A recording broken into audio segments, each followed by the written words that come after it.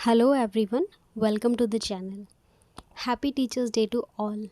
आज teachers day है, इसीलिए मैं आपके लिए आज एक स्कैरी टीचर्स की कहानी लेकर आई हूँ।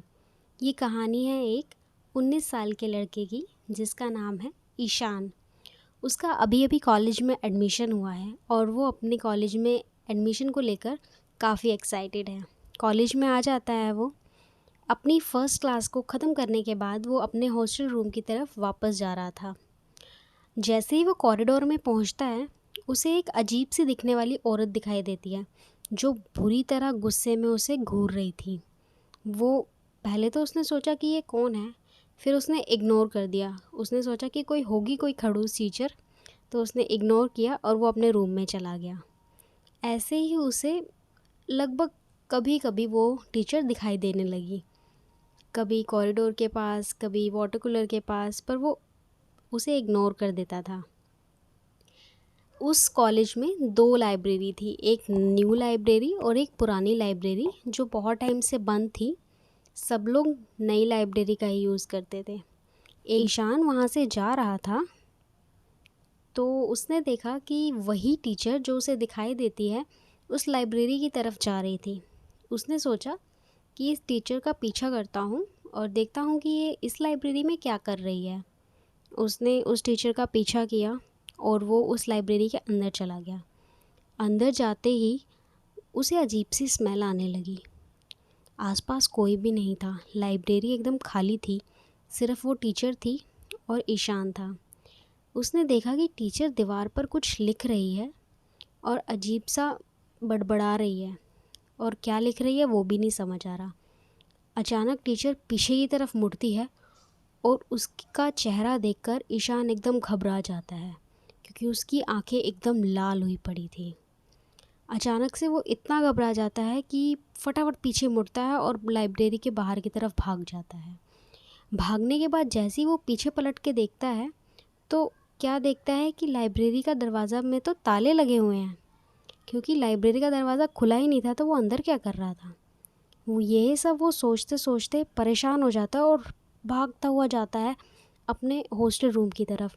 रास्ते में उसे वार्डन मिलता है और वो वार्डन को सारी बात बताता है। वार्डन ने उसे कुछ नहीं बताया, बस इतना कहा कि आज के बाद उस लाइब्रेरी की तरफ मत जाना। और वार्डन भी थोड़ा घबरा गया ये बात सुनकर, पर उसने उस बच्चे को कुछ नहीं बताया।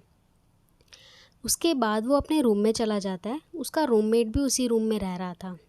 वो दोनों आपस में बातें करने लगते हैं और एक दूसरे को बताने लगते हैं अपने साथ हुए इंसिडेंट्स के बारे में। ईशान का रूममेट रोहन था। रोहन भी बताता है कि हाँ, मैंने भी ऐसी एक लेडी को देखा है जो बहुत ही गुस्से में रहती है और यहीं आसपास घूमती रहती है।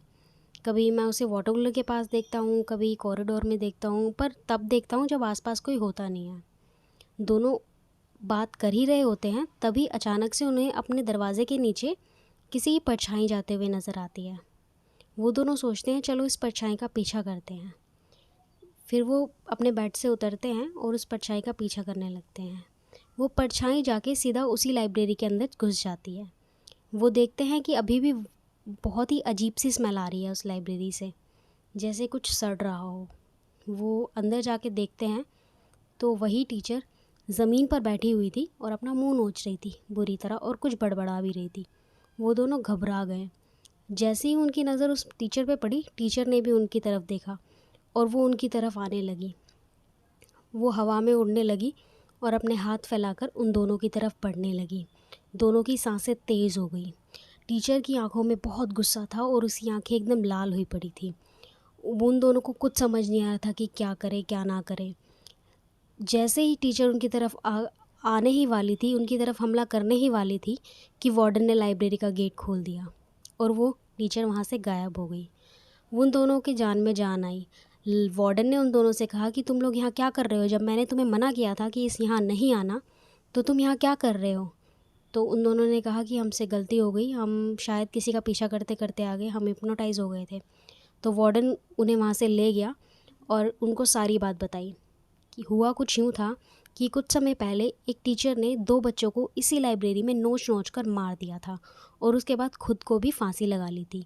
वो अपने पर्सनल प्रॉब्लम्स की वजह से इतनी ज़्यादा डिप्रेस्ड हो गई थी कि उसने खुद को भी फांसी लगा ली और उन 2 बच्चों को भी नोच दिया। तब से ही इस लाइब्रेरी में अजीब-अजीब घटनाएँ हो रही हैं, इसीलिए इस लाइब्रेरी को बंद किया गया था। ईशान और रोहन दोनों इस बात को सुनकर बहुत घबरा गए और वार्डन ने उन्हें ये भी बताया कि वो दोनों लड़के भी उसी रूम में रहते थे जिस रूम में अब तुम रह रहे हो। शायद इसी वजह से वो टीचर तुम्हें भी दिखाई देती है। तभी अगले ही दिन से उन दोनों का रूम बदल दिया गया और उस लाइब्रेरी को हमेशा हमेशा के लिए तोड़वा दिया गया। उसके बाद उस कॉलेज में ऐसी कोई भी डरावनी घटना महसूस नहीं की गई। आपको ये स्टोरी कैसी लगी? Please let me know. और ऐसे ही अच्छी अच्छी कहानियाँ सुनने के लिए मेरे चैनल को सब्सक्राइब कीजिए। Thank you. बाय।